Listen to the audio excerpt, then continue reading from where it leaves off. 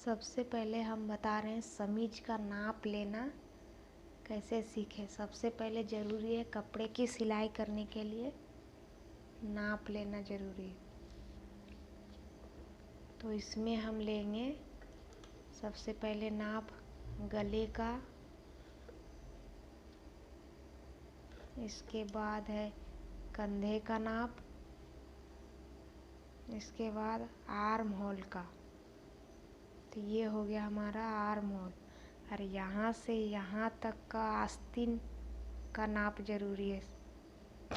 और फिर बीच में कमर का, इसमें कमर का 2 पार्ट होता है, एक यहाँ से यहाँ तक, इसके बाद दूसरा यहाँ से यहाँ तक।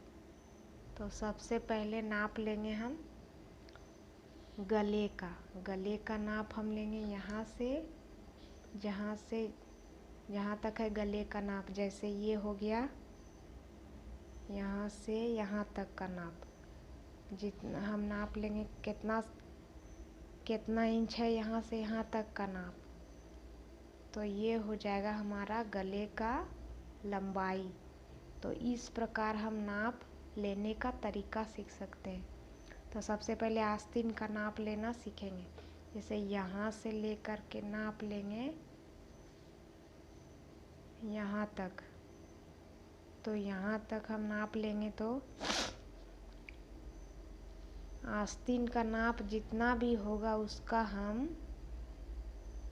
कितना करेंगे, 2 फोल्ड करेंगे। मान लें यहाँ से यहाँ तक का लंबाई हमारा 18 इंच आ गया, तो उसका हाफ हम लेंगे 9 इंच। इस प्रकार ये हो गया एक पार्ट का लंबाई। अगर चारों तरफ का करेंगे तो 18 दूना हो जाएगा, टोटल हो जाएगा गोलाई इसका हम 36 इंच।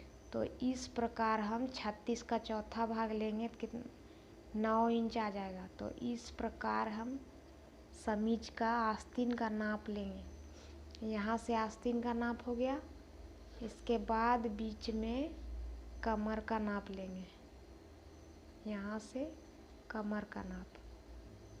तो दूसरा नाप हमें यहाँ से लेना है। तो यहाँ से यहाँ तक हम ले लेंगे कमर का नाप। और तीसरा नाप ये नीचे वाला कमर का नाप लेंगे। जैसे ये हो गया, ये दूसरा यहाँ आ गया, पहला ये नाप हो गया आस्तीन। और ये पहले बता चुके हम गले का नाप लेंगे। इसके बाद ये कंधे का नाप, फिर आर्म होल बाँह का जिसे हम कह सकते हैं। तो ये कमर का नाप ज़रूरी है, क्योंकि ये आस्तीन से कमर की नाप 1 या 2 इंच कम हो जाएगी। तो इस प्रकार हम नाप लेना सीख सकते हैं।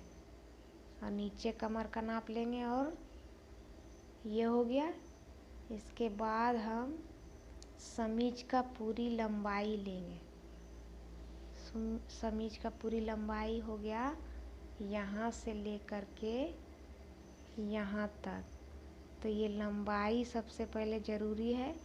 हम पूरा समीज का नाप का मेन लंबाई और चौड़ाई किससे निर्धारित करते हैं? लंबाई और चौड़ाई आस्तीन की चौड़ाई के द्वारा हम चौड़ाई निश्चित करते हैं और लंबाई पूरी समीज की लंबाई को, समीज की नाप को निर्धारित करते हैं। तो इस प्रकार हम समीज का नाप लेना आसानी से सीख सकते हैं। अगर हमें सिलाई सीखना हो तो ये सब छोटी छोटी बातों का ध्यान रखना बहुत ही ज़रूरी है।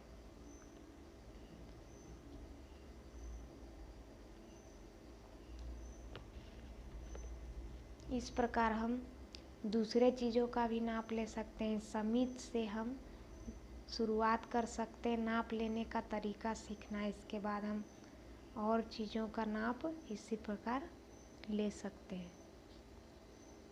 तो धीरे धीरे हर चीज़ों का समझ में आने लगता है। अगर हम सही तरीके से जानकारी रखें तो आगे हमें अच्छी तरह से वो चीज़ों को समझ में आने लगता है। तो शुरुआत में थोड़ा परेशानी होगी समझने में, पर फिर धीरे धीरे जब हम सिलाई करना सीखना स्टार्ट करते हैं तो कुछ दिक्कतों का सामना करना पड़ेगा। तो इससे घबराना नहीं चाहिए और धीरे धीरे कोशिश करते रहना चाहिए। कोई भी चीज़ों का शुरुआत में कुछ दिक्कत होता है, इसके बाद हमें वही चीज़ आसान लगने लगती है। तो आपको समझ में आए तो बताइए, अगर कुछ ना समझ में आए तो मैं फिर इस दिक्कतों का समाधान करूँगी।